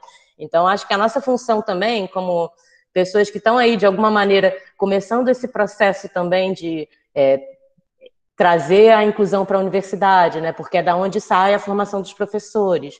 Então, por exemplo, lá na Unirio, a partir do momento que agora existe um projeto no teatro, que é o Circulando, as pessoas já vão sair dali minimamente preparadas, já ouviram dizer, já viram acontecer de alguma forma ali dentro do campus um trabalho inclusivo. Então, esses espaços que a gente tem que criar nas instituições, né? E aí, na secretaria, o que acontece? Uma pessoa está na aula fazendo fono, e aí a fono percebe que ele tem um desenvolvimento bom para o teatro. Ou quando ele entra na secretaria, ele já fala, o que seria bom, para o seu filho, vai falando uma conversa com a família, né? E aí a secretaria, as assistentes sociais vão fazendo uma triagem a partir da escuta dessa família, vendo também as possibilidades, né, de oficinas e de terapias disponíveis naquele momento, naquele horário, e elas vão criando realmente, assim, um quebra-cabeça para juntar os horários e os atendimentos. Então, a gente se indica, às vezes tem alta de um tratamento, muitas vezes, depois do tratamento da fono, eles indicam ir para o teatro, porque é um lugar onde também vai continuar trabalhando a fala de alguma maneira, e a gente trabalha muito com parcerias também. Eu com a fono, eu com o terapeuta ocupacional, eu com a professora de capoeira, com o professor de dança, que é meu amigo também desde a época da graduação da Unirio. Então, essas parcerias, elas são muito importantes de serem feitas, porque a partir delas que a gente vai construindo coisas novas, né? Eu queria falar uma coisa também que a Cris falou, o início da fala dela foi sobre a família, e eu também acho importantíssimo, é uma coisa que eu ainda quero implementar com o meu trabalho. Já existe um trabalho com as famílias lá na SMDT, e eu ainda quero implementar, porque eu consegui implementar isso no Circulando, e continua, a Janaína falou um pouco sobre isso, Depois que eu saí do Circulando, a Janaína pegou um pouco esse trabalho como a parte do teatro com as famílias, e esse trabalho com as famílias, antes de qualquer coisa, antes de ser um trabalho teatral, é um trabalho de resgate dessas pessoas. Porque quando tem esse diagnóstico, né, alguém aqui falou de, ai meu Deus, e agora? Existe uma negação de si, porque existe a família que se afasta, amigos que se afastam, existe na maioria das vezes, né, não é uma regra, né, mas na maioria das vezes existe um distanciamento e uma anulação, principalmente da mãe, que na maioria das vezes quem pega a coisa do cuidado. Então a gente tem que fazer um resgate daquela pessoa, para que ela, porque o filho ou a pessoa que ela cuida se espelha nela, né? Então, quando a gente consegue resgatar um pouco da individualidade mesmo, quais são os seus gostos? Porque a pessoa começa a se moldar a partir do outro. Então, a gente tem que resgatar qual era a sua memória, qual era a sua infância, como foi a sua infância. Eu comecei um trabalho a partir disso. Aí, por exemplo, o primeiro dia era, ai, não lembro de nada. Aí um começa a falar, o outro começa a falar, depois é um... Calma aí. E eu ficava escrevendo, enfim. Só sei que no final de 3 anos de trabalho com as mães, no primeiro ano foi um resgate da história delas, com colagem, recorte colagem, eu fiz uma caixinha de chocolate, falei, epa, parabéns pelo trabalho.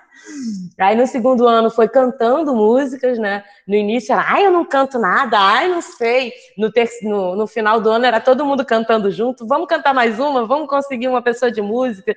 E aí era nitidamente, até uma que andava com o cabelo todo assim, preso, com um andar meio para fora. Se você olhar hoje, ela tá no Instagram todo dia, linda, assim, se amando, sabe? Se entendendo seus lugares como mulher, assim, se despertando o desejo de si. Então, mais do que isso, eu acho que a gente tem que resgatar essas pessoas, homens, mulheres, enfim, como pessoas, porque a pessoa com deficiência, não, a pessoa neurodivergente que vai estar ali sendo cuidada por ela vai absorver aquilo de alguma maneira. Então, os focos têm que ser não só na pessoa, tem que ser englobar a família, isso é fundamental. A gente falou aqui várias vezes da questão da família, da importância, e exatamente é isso, né? Quando a criança começa a desenvolver mais autonomia, o adolescente, o adulto, é o momento da mãe olhar para si, né, do cuidador se redescobrir novamente, a criança também poder se redescobrir. Na infância, eu lembro que eu tinha me lembrei enquanto você falava de um aluno que eu tinha, que ele era muito passivo, né? Ele não fazia quase nada, ele começou a fazer teatro, e daí a mãe começou a falar assim para mim, Fabrício, mas agora ele sobe em cima, ele está subindo em cima da... Ele não fica mais parado vendo o filme, ele está subindo, ele fica pulando no sofá, e agora eu falo para ele, está na hora de comer, ele diz, não vou comer. E ela falou, ai não, Fabrício. Eu falava assim, mas gente, você não queria autonomia? Autonomia tem sempre um quê de rebeldia. Então, é isso aí, autonomia, a pessoa vai começar a dizer o que ela quer, o que ela não quer. E é lindo usar o teatro para mostrar o quanto eles podem ser protagonistas e também resgatar, como você falou, o protagonismo das suas próprias vidas, das pessoas que circulam também ao redor dessa pessoa com necessidades especiais. Eu já vou fazer as perguntas aqui, tem uma pergunta do Renan, da Clarice. Tem mais, eu acho. Ai, meu Deus. Eu vou fazer aqui e daí vou passar vou pedir para a Cris começar a responder. E daí depois, quem quiser fazer algum comentário. Cris, na verdade, eu queria pensar essa coisa assim, da palhaçaria que eu falei da triangulação. Então, quando você falar, né, se você puder falar mais como as técnicas, né? Eu acho que as técnicas do palhaço, eu fui pesquisador do palhaço, e até eu ser pesquisador de palhaço, eu era muito, tipo, queria ser bonito, certo, correto, um sucesso. E quando a pessoa mandou eu enfiar as calças na bunda, eu me senti ridículo, eu odiava, e as pessoas riam, eu chorava, falava, tô horrível, e dava certíssimo. Quando eu descobri, né, quando eu mudou a forma, a minha relação com o meu corpo, eu falei, gente, mas as pessoas estão rindo muito, isso é ótimo, e daí eu enfiava mais a calça ainda, né? Tem uma coisa de mudança dessa perspectiva, né? Fala, Cris, faz o comentário, depois eu faço as perguntas. Não, muito. Isso é muito engraçado, assim. Primeiro, a primeira reação é essa mesmo, assim, ai meu Deus, mas eu estou muito ridículo. Mas as pessoas estão morrendo de rir porque você está muito exposto. E porque elas se identificam demais com aquilo. Porque elas são aquilo também, mas elas escondem. A gente esconde no dia a dia. Então, por isso que muitos palhaços, um dos treinos que gostam mesmo de fazer é ir para a rua. E não é ir para a rua para fazer número, não. Porque tem uma diferenciação também entre o palhaço contemporâneo, que é mais ligado ao teatro, e o palhaço de tradição, que é da tradição de circo, que geralmente tem uma outra. Apesar, é uma outra vertente mesmo, você acaba desenvolvendo ou malabares, ou aéreo, enfim. O palhaço de teatro, não. Ele é muito mais ligado ao que a gente conhece como Chaplin, né?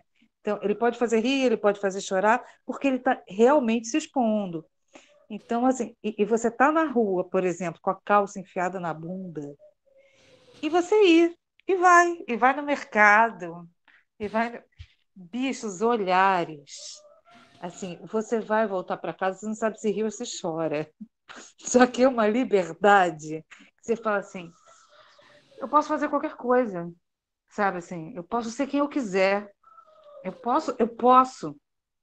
E meu corpo é diferente do corpo do outro, e isso é muito legal também. Quer dizer, praticamente qualquer atriz pode fazer Ofélia, mas não vai ser qualquer atriz que é a palhaça Pampolina, ou sei lá o quê. Né? Um ator pode fazer Hamlet, mas um ator não pode ser o Carequinha. O Carequinha é o Carequinha. Né? Assim, não tem o teu palhaço é o teu palhaço. Ninguém faz o teu palhaço, o teu corpo é teu corpo. Essa sensação de unidade que você vai percebendo, que não é ganhando, é percebendo, né? É maravilhosa, ela é muito libertária. Essa coisa da triangulação, a gente, em geral, quando você está em cena, você trabalha mais com a triangulação de é, palhaço para palhaço, público, né? O objeto, ideia, público. Você vai, né? Você triangula dessa maneira, né? Você cria 3 pontos de angulação de olhar, né? Na cena. Só que quando a gente trabalha com autistas, e essa é uma das questões do desenvolvimento atípico deles, que é a de você compartilhar atenção, a atenção compartilhada, né? Nós dois estamos olhando para esse controle remoto, e esse controle remoto ele vai estar no jogo. Então, a gente esperava que surgissem jogos, e geralmente eles surgiam da repetição, por exemplo, que é um dos. O Bergson fala disso, né, como um dos elementos do riso, a repetição ou a quebra de expectativa, né? A quebra de expectativa geralmente ela se faz em 3 tempos, né? Eu pego isso uma vez e cai da minha mão, ok? Essa foi a primeira vez. Se eu faço isso de novo, eu peguei isso, caiu da minha mão e o público está assistindo, fala assim, já criei um código, porque eu repeti 2 vezes. Quando eu venho para cá, na terceira vez, o público vai esperar que isso caia da minha mão. Se ele quase cai da minha mão, eu falo, aqui, ó, tá aqui. Eu já quebrei uma expectativa. E isso, né? E isso com o autista, cara, funciona de uma maneira, porque o cérebro deles é muito lógico. Então, ele vai esperar que, se você criou um código para ele, esse código ele permaneça no terceiro tempo. Só que ele não permanece. Aí você tem que lidar com várias coisas. Pode vir uma crise, por quê? Porque você rompeu a rotina, a quebra. Você pode trabalhar a frustração ou você pode transformar isso num jogo. A nossa tendência era sempre transformar isso num jogo. E que aí passava. Muito interessante é que o autista passou a fazer isso com o palhaço. A gente tem vários. E como foi uma pesquisa, como é uma pesquisa que experimenta com pessoas, ela teve que ser partilhada na plataforma Brasil, ser aprovada no comitê de ética e tudo, a gente tem que filmar integralmente, para eu não estar dizendo uma coisa que isso não aconteceu, não, está filmado, tá, gente? É filmado. integralmente, assim, você não tem edição, não tem nada, porque é prova do crime. Então, você tem o autista que ele descobriu um código, você criou com ele um código, por exemplo, de quebra de expectativa. Quando ele queria voltar a esse jogo, ele propunha para o palhaço. Ele pegava e esperava a sua reação. E aí você, é isso? Então vamos lá. Então vamos fazer essa. Ou vamos repetir 3 vezes, como num caso em que um dos meninos não queria botar o sapato porque não queria que acabasse o jogo. Aí ele tirava o sapato. Aí o palhaço olhava para ele e botava o sapato de novo. Aí ele percebeu que provocava o palhaço se ele tirasse o sapato. Ele tirava de novo. Aí o palhaço começava a ficar mais irritado e ele ria. Aí o autista ria e tirava de novo. E tirava de novo. E tirava de novo, tirava de novo, tirava de novo. E isso virou uma cena para os outros palhaços engraçadíssima. E a reação da própria criança autista, que eu não posso citar nomes, claro, porque é uma pesquisa de campo, mas enfim, a reação da própria criança, porque está todo mundo no jogo.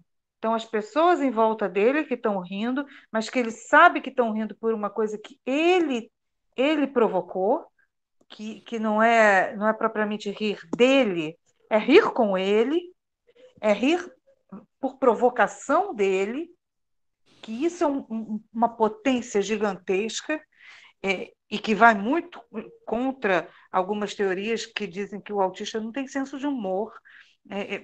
Desculpa, gente, mas eu não sei de onde eles tiraram. Sério, porque assim, esse problema um pouco, né, da definição do que é de uma definição médica sobre a diferença, né? Inclusive, a gente vai ser, não é daqui a pouco não vai ser mais CID-10, porque o CID ele denomina uma doença, né? O autismo vai ser, acho que a partir do ano que vem vai entrar no CIF, que é uma diferença de funcionalidade, como é que você funciona. Não vai ser mais CID, vai ser o CIF, que foi um ganho muito grande para a gente. E na física tem uma coisa muito interessante, que assim, a própria. Eu faço uma abordagem sensorial. Faz parte da minha metodologia a abordagem sensorial. Né? Então, isso vem muitos estudos de neurociências do SensiLab, que é um estúdio no Canadá, que é um estúdio de teatro, performance e sensorialidade, que tem professores autistas, inclusive, né? Alunos e professores autistas. É um espaço que começou academicamente na Concordia University e depois saiu de lá como um espaço fora, mas mantendo vínculo com a universidade, né? Então, de lá a gente tem pesquisas muito maravilhosas, assim. E se você for ver, na verdade, a sensorialidade, ela é a teoria da relatividade, porque assim, tudo para a física é matéria, né? A gente é matéria, a gente é massa e mais velocidade. Só que massa e velocidade, elas trabalham no tempo e espaço. Qualquer alteração significa uma alteração em tudo. Se eu altero sensorialmente, se eu não tenho audição, ou se eu não tenho visão, ou se a minha apreensão, por conta de movimentos repetitivos, ela varia a minha apreensão do tempo e espaço, eu já criei uma variação de realidade para mim. As realidades elas já são relativizadas. Às vezes o autista chora 3 dias depois de uma coisa que aconteceu para ele. E isso é notório. Assim, se você alterou a velocidade da sua massa, você alterou a percepção do tempo e espaço. Sem dúvida, é isso aí. Cada um percebe o mundo de uma maneira e a gente precisa ficar cada vez mais atento para isso. E Sim. desconstruir as nossas formas de ensinar para que sejam mais inclusivas mesmo. Desculpa se eu me estendi. Não, meu amor, deixa eu te eu tenho aqui uma pergunta para o Alan que eu vou mandar para ele, depois eu vou mandar outra para a Aline, que eu acho que cabe. Alan, da Clarissa aqui.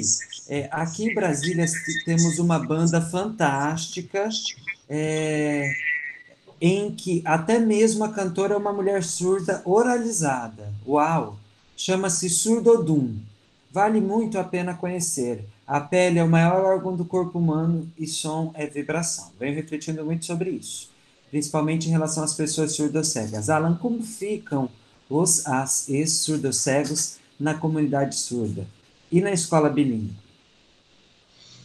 Olha, então, nós temos uma professora aqui da Ampacim, que é a Betinha, que ela me conta um pouco das experiências que ela tem com alunos surdo-cegos. Eu não tenho nenhum aluno, não trabalho com nenhum aluno surdo-cego, né? E aí o que eu conheço é das experiências que ela me conta da relação dela com esses alunos, né? Com esse aluno especificamente que ela atende. Eu fico imaginando que, bom, quando a gente foi quando eu fui ensinar o teatro para a criança surda, né, para o jovem surdo, eu fico pensando em estímulos. No caso, a gente saiu do estímulo sonoro, na vibração do som, e a gente tentou ir para a luz, para as movimentações de luz, né? E aí eu fico pensando como é que seria trabalhar o teatro com surdos cegos, né? Que tipo de estímulos a gente conseguiria ter só com o contato, só com o tato, só com as sensações de movimentações deles e com eles, né? Não sei, eu gostaria muito de poder trabalhar, gostaria muito de experimentar isso, de verdade.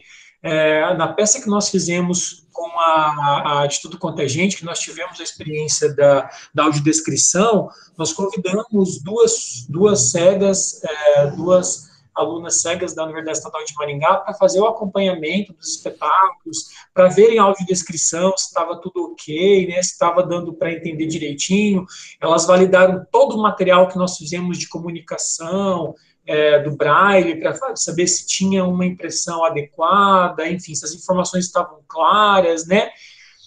E elas se divertiam demais nos ensaios e nas passagens de som que nós fazíamos, da passagem de palco que nós fazíamos das peças, né? E eu ficava com muita vontade de vê-las no palco também, assim, de levar esse público para o palco também, né? Nós fizemos o ano passado aqui no Arena das Artes uma peça chamada o Acusma, um projeto chamado Acusma, que é um projeto só para se escutar, só para se ouvir. Então, um espetáculo que as pessoas chegavam, elas eram vendadas quando elas entravam no nosso espaço, e elas eram estimuladas a sentir e escutar coisas. Nós fizemos um baita de um esquema sonoro, com caixas de som espalhadas por todo o ambiente, né? A direção foi do Vanderlei, e a gente fez uma movimentação sonora no espaço para dar profundidade, para criar um ambiente sonoro legal para as pessoas participarem, e também tinha ambientes de interação com espaços físicos também, com espaço físico. Mas não sei, eu não trabalho com surdo cego, eu gostaria muito de trabalhar, mas acho que seria mais um aprendizado, mais uma desconstrução, eu acho. Alguém aqui falou que já viveu essas experiências, eu não sei se foi a Andresa na semana passada, ou se foi a Paula, mas que já tentou, eu até fiz essa pergunta, que agora você trouxe uma experiência, porque eu tinha perguntado para a Andresa também trabalha bastante mas ela foi mais pelo meio da audiodescrição primeiro, mas eu falei, Andresa, mas você já pensou em fazer uma peça de teatro em que o recurso da audiodescrição seja a peça, né? Você, por exemplo, viveu essa experiência aí com as Libras, né? Tá envolvido com essa questão, experimentando. O Acusma foi mais ou menos isso, assim. O Acusma, a ideia era que a audiodescrição fosse um espetáculo. A gente tinha todo, na verdade, nós tínhamos um tour tátil pelo espaço, então as pessoas sentiam primeiro onde elas estavam e o que estava acontecendo, e depois elas escutavam o que acontecia com elas, né? A gente só não tinha audiodescrição do espaço, a gente não descrevia para eles em falas o espaço, eles sentiam o espaço e depois eles eram eles imergiam na história, né? nos sons, na trilha, nos barulhos, nos efeitos, né? Maravilha. Bom, tem uma pergunta aqui do Renan, né? E que também acho que se estende, se a Aline também quiser comentar, além do Alan. Eu acho que a Cris me mandou uma mensagem dizendo que o pessoal demandou tempo dela lá, mas daí se ela puder aparecer aqui, se ela conseguir, ela aparece aí. Fala com relação desses alunos na questão das escolas inclusivas, onde é melhor para esse indivíduo. Nas comunidades surdas, essa é uma questão cheia de particularidades e é uma coisa que nós viemos debatendo ao longo dos encontros. Então, essa questão aparece, o resto está tudo respondido. O que vocês poderiam, então, contribuir nessa questão? O que vocês pensam sobre as escolas inclusivas? Na experiência que eu tenho, né, eu dou aula numa escola de surdos, numa escola bilíngue. Então, grande parte dos alunos não tiveram ainda contato com inclusão. Alguns só tiveram contato com inclusão. Do que eles nos relatam, a escola bilíngue é com certeza muito mais interessante para eles do que a inclusiva.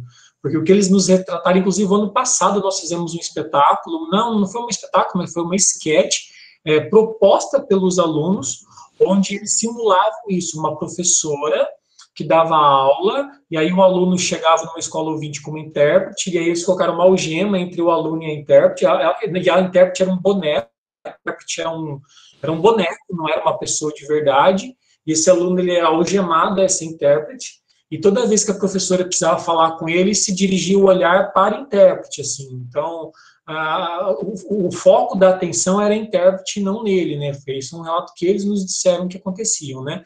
E é muito difícil também na interação com os amigos, por conta de você ter sempre que alguém que mediar essa conversa. Então, como os amigos eram ouvintes, então, e aí, eles lá no Ampassim, por exemplo, eles dão um apelido para a gente. Hoje, que eu sei que tem um domínio um pouquinho melhor de Libras, eu sei que eles me sacaneavam um monte nos primeiros anos. Agora, eu sei que tudo que eles falavam era piada, era apelido, e como eu não tinha conhecimento do vocabulário, eu ficava louco, querendo saber o que eles estavam falando, né? Então, faz parte disso, e isso faz parte da formação da pessoa, sabe? Suar, brigar, xingar, tudo isso faz parte da sua formação enquanto cidadão, né? Aí você coloca uma escola que ela precisa de alguém, de um adulto, mediando essa relação entre elas e outras pessoas da mesma idade. Como é que funciona isso? Como é que ele vai falar mal do professor, por exemplo, né? Sendo que tem um intérprete ali que precisa validar isso, né, interpretar de alguma forma. Então, eles nos relataram que eles não gostam da escola bilíngue. Porém, tem alguns surdos de Maringá que eu conheço, que são amigos, que já passaram por escola bilíngue, que é escola inclusiva, que gostam sim, não, tem que incluir, a gente não quer ser diferente, a gente quer estar no meio dos ouvintes. Então, por isso que até que o Renan disse assim, é uma discussão que ela vem acontecendo ainda assim, né? Grande parte dos alunos acreditam que a escola bilíngue é a melhor opção. Eu também acredito nessa opção, principalmente nos anos iniciais, onde está formando a gente está tendo uma formação cognitiva, está tendo a formação de interação social, está criando relacionamento interpessoal. Acho que a escola bilíngue é fundamental nesse processo, você poder falar com os mesmos, né, falar a mesma língua que a pessoa que está estudando com você. E aí, a partir disso, a partir do ensino médio, talvez que você já tenha constituído a sua identidade, você já tenha adquirido uma língua, e aí você procurar uma escola onde, aí sim, o intérprete vai te ajudar na mediação das matérias, é diferente, entende? Você já tem uma língua constituída, apesar de você vai botar uma criança com intérprete, uma criança que nem tem aquisição de língua ainda, como é que o intérprete vai ensinar, vai falar o que com essa criança também, né? A Márcia falou bastante a respeito dessa particularidade de que a comunidade tem uma outra percepção da realidade, né? E tem essas outras questões todas, a comunidade surda. Obrigado. Quer comentar, Aline? Eu vou fazer o seguinte, ó. Vou pedir para você comentar e já se despedir, porque está chegando ao fim aqui. Claro. E a gente conseguiu vencer todos esses 4 encontros, então vou pedir para você deixar sua última contribuição e se despedir. Muito obrigado. Então, agradeço também vocês e A Clarissa está falando aqui que realmente as falas fluiu, né? O encontro de alguma maneira, foi um Muito bate-papo rápido. aqui, muito gostoso. Gostei muito das colocações do Alan, foi muito bacana conhecer o teu trabalho, Alan, e quero conhecer mais, se a gente puder trocar uma ideia depois. E acho que, sim, existem todas essas particularidades, por enquanto vai ser difícil para essas pessoas, esse momento de inclusão, mas eu acho que existe uma política que a gente tem que vencer, que é a que quer segregar as pessoas. Eu acho que as pessoas têm que ter o direito de poder escolher.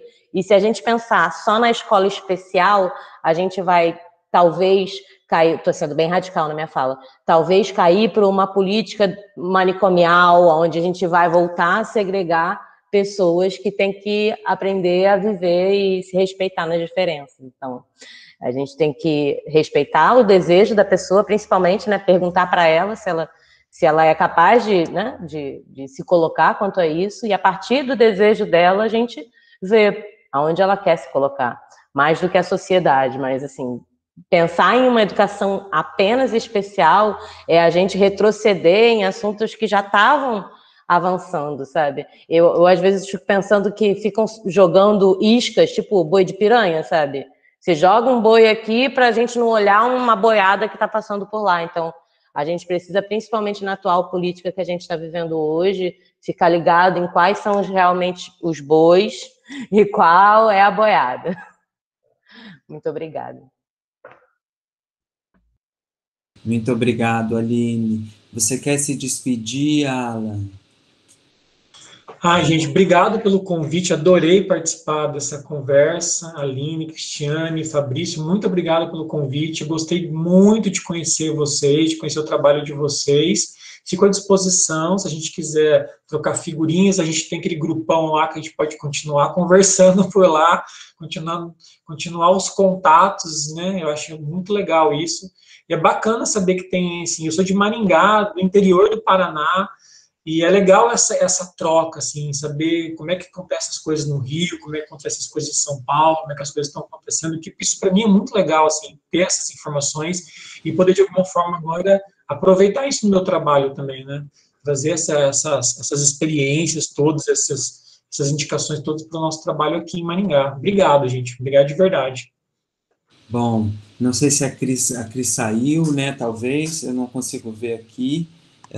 Gente, eu quero agradecer, então, o Alan, a Aline, a Cris que vieram hoje, mas agradecer, na verdade, a todos que passaram aqui por esses 4 dias, a Andresa Nóbrega, a Paula Gotelipe, a Paula Venck, o Lucas Pinheiro, a Márcia Bercelli, a Janaína Batista, a Raíza Mouzinho, a Carla Lizaraço, a Tavi Gonzalez, que também está aqui contribuindo, o Alan, a Cris, a Aline e a professora Raquel Guerra, da UFSM, do curso de licenciatura. Gente, a gente inventou, fez, aconteceu, terminamos aqui. Espero que essas conversas possam estimular muitas outras pessoas a desaprender os seus teatros como evento de arte e acessibilidade e artes cênicas que vai ocorrer, propõe, né? E que a gente possa contribuir e continuar fazendo essa rede. Obrigado a todo mundo que esteve aqui sempre, gente. Um beijo para vocês e é isso, a gente se encontra por aí. Se conectem nas redes sociais lá, Instagram, Facebook, todo mundo. Valeu!